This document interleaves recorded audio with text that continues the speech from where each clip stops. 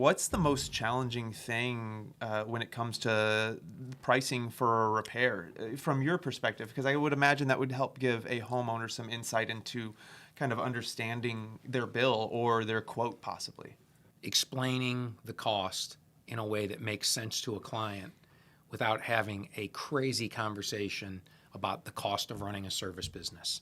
And so all of the training, all of the support, all of the overhead that it takes to have a vehicle that rolls, the price of fuel, the price of repairs on the vehicle, the meetings that you have to do to keep these technicians at their best, the follow-up you have to do behind the technicians to make sure that they're following procedures. So at the end of the day, we'll change something like a capacitor, and I know what the math is. Right. And I sleep well at night with what we charge for that work because I know what it costs to deploy those resources. But it doesn't feel good to a client. And they can Google the thing and it's like $15 or something. Yeah, it makes no economic sense, and they don't want to hear about what it takes to run a service business.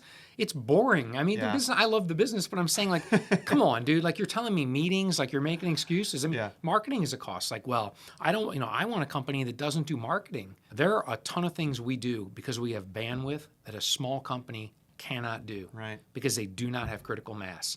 Quality control, training, formalization of things, checklists, keeping an eye on that stuff. These things all cost money, but they all have a benefit to the client. Right. And so my point is, you can't have a company with that kind of capability if they don't market their business. Another example, you know better than I do what it costs for a Google click. Oh my goodness, yeah, it's so much right? money. It is getting higher and higher. You click on one of those ads with Google, that service provider pays a fee, and it hurts. Just to talk to you. Just to talk to you. So who's the receiver of the benefit? I argue it's the business, but it's the client. Like, the client has this resource. Like, it isn't like Google doesn't have value. Right. They totally have value. I mean, if you think about being able to look through reviews, being able to pick clients, that entire journey is better now than it was 30 years ago, and it has value. Yeah. How is it capitalized? It's capitalized by a click. How does the client receive that cost? They receive it in the cost of the service provided because the service provider has to pass the cost on.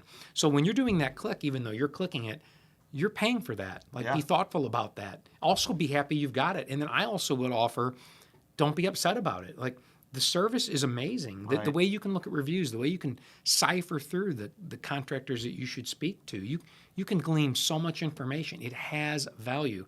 But I will even say, you know this as well as I do, it hurts like when you see what it costs just to get the opportunity to interact with that prospect. It's scary a little.